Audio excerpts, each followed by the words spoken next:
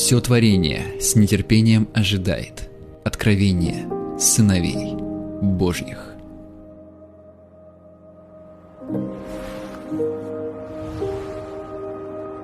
Пап, я так люблю тебя. Спасибо тебе за все. Ты самый лучший, самый прекрасный, самый чудесный. И я люблю тебя, мой дорогой. Мне так печально от того, что не все хотят это увидеть.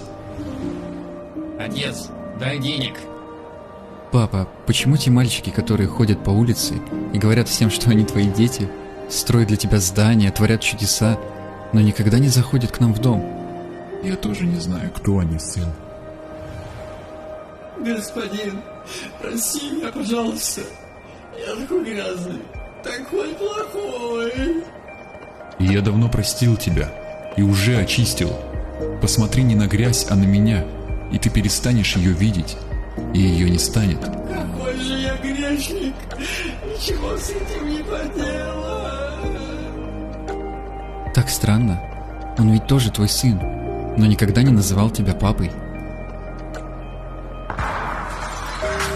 Папочка, там на улице люди опять убивают друг друга. Почему они думают, что делают это для тебя? Потому что они совсем не знают меня. Они предпочитают верить лжи людей, а не научиться слышать мой голос. Дай мне жену. Пап, там некоторые люди сделали мою фотографию и просят у нее, чтобы ты им помог. Жаль, что они не приходят ко мне. Господин, благослови мой путь, и я пойду петь о тебе людям. Это хорошо, но я бы предпочел, чтобы ты сейчас побыл со мной. Присядь, у меня есть много что сказать тебе. Все, я уже сам собрал группу, мы поехали, пока. Отец, ты знаешь, как я люблю тебя. Хотелось бы и мне прославить тебя, но я не хочу куда-то идти, если тебя не будет рядом. Сын мой, просто будь со мной. Ты не замечаешь, как уже прославляешь мое имя. А если я тебя куда-то и пошлю, то сам пойду впереди тебя.